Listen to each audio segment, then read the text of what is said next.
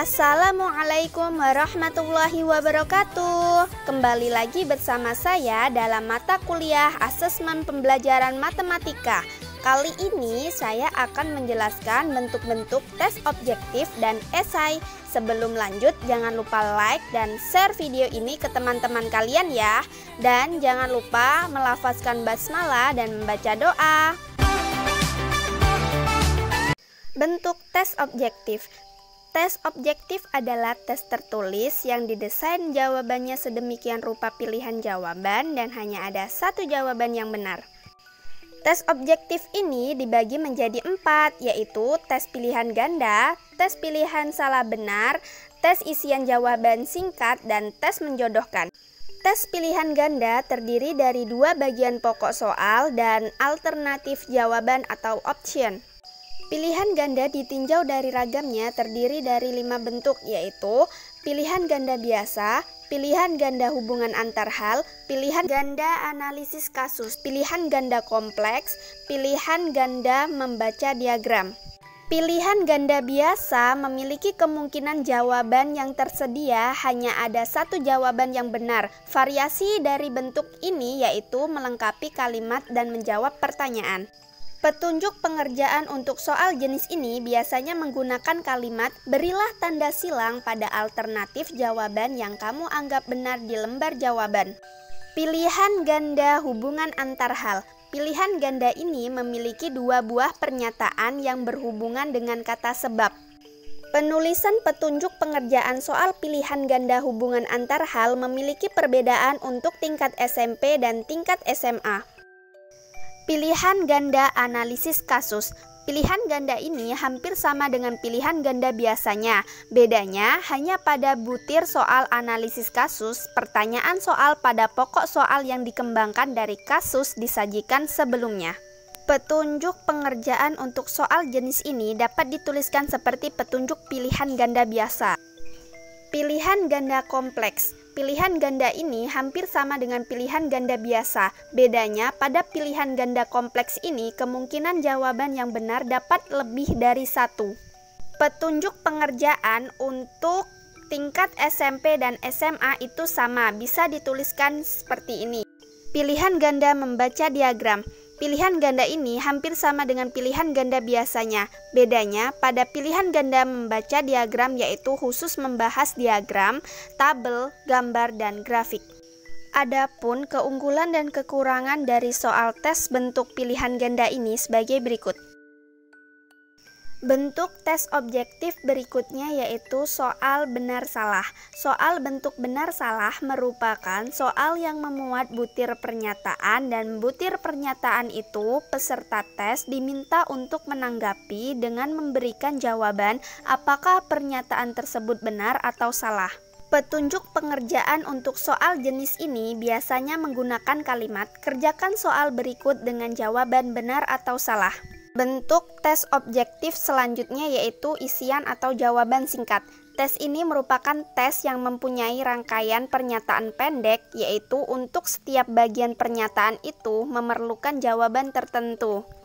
Petunjuk pengerjaan untuk soal jenis ini biasanya menggunakan kalimat jawablah pertanyaan berikut dengan benar. Adapun keunggulan dan kekurangan soal tes bentuk isian atau jawaban singkat sebagai berikut. Bentuk tes objektif berikutnya yaitu tes menjodohkan. Tes ini biasanya terdiri dari 2 kelompok pernyataan yang disajikan dalam bentuk kolom kiri dan kolom kanan, di mana kolom kiri disebut premis dan kolom kanan disebut alternatif jawaban atau respon. Petunjuk pengerjaan untuk soal jenis ini biasanya menggunakan kalimat lengkapilah pernyataan pada kolom di sebelah kiri dengan pilihan jawaban yang tertulis pada kolom di sebelah kanan. Adapun keunggulan dan kekurangan dari soal tes bentuk menjodohkan ini sebagai berikut. Bentuk tes berikutnya yaitu tes esai. Tes esai merupakan tes yang digunakan untuk mengukur kemampuan untuk mengatur, melengkapi, dan mengekspresikan ide ringkasan dari perbandingan. Berdasarkan pernyataan, bentuk tes esai dibagi menjadi 2 yaitu esai terbatas dan esai bebas atau luas. Esai terbatas. Esai terbatas merupakan soal yang disusun tidak mengembang tetapi lebih terbatas dan terarah. Soal jenis ini menempatkan batas yang tepat dengan jawaban yang diberikan. Adapun keunggulan dan kekurangan dari soal tes bentuk esai terbatas sebagai berikut. Bentuk tes esai berikutnya yaitu esai bebas atau luas. Esai ini merupakan soal yang memberikan kebebasan hampir tak terbatas kepada murid-murid untuk menentukan bentuk dan ruang lingkup dari jawaban mereka. Tes ini memberikan kesempatan untuk mengeluarkan pendapat sesuai dengan yang diketahuinya. Adapun keunggulan dan kekurangan dari soal tes bentuk esai bebas adalah sebagai berikut. Petunjuk pengerjaan untuk soal esai biasanya menggunakan kalimat "jawablah seluruh pertanyaan berikut" sesuai dengan perintah soal. Cara menyusun atau merakit soal tes objektif menurut Kadir adalah sebagai berikut. Pertama, butir soal harus sesuai dengan indikator. Kedua, pokok soal dan pilihan jawaban harus dirumuskan secara jelas, singkat, padat, dan tegas, sehingga rumusan tersebut hanya mencakup pernyataan yang diperlukan saja. 3. Pokok soal jangan memberi petunjuk ke arah jawaban yang benar. 4. Pokok soal dan pilihan jawaban tidak mengandung pernyataan yang bersifat negatif ganda. 5. Pilihan jawaban yang merupakan kunci jawaban harus menunjukkan kebenaran mutlak dan terbaik.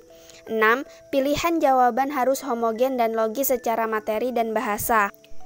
Panjang rumusan pilihan jawaban harus relatif sama. Pilihan jawaban sebaiknya jangan memberikan bunyi "semua pilihan jawaban di atas adalah salah" atau "semua pilihan jawaban di atas benar".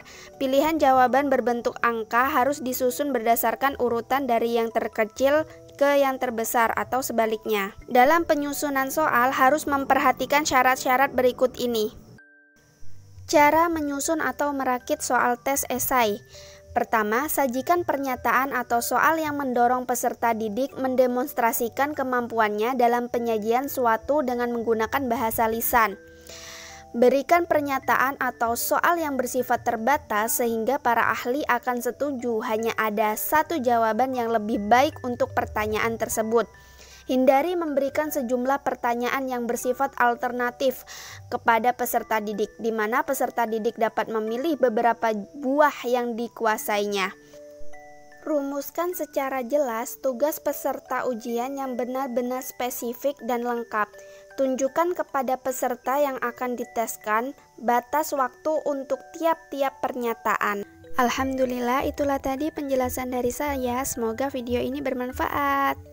Saya ucapkan wassalamualaikum warahmatullahi wabarakatuh. Bye-bye.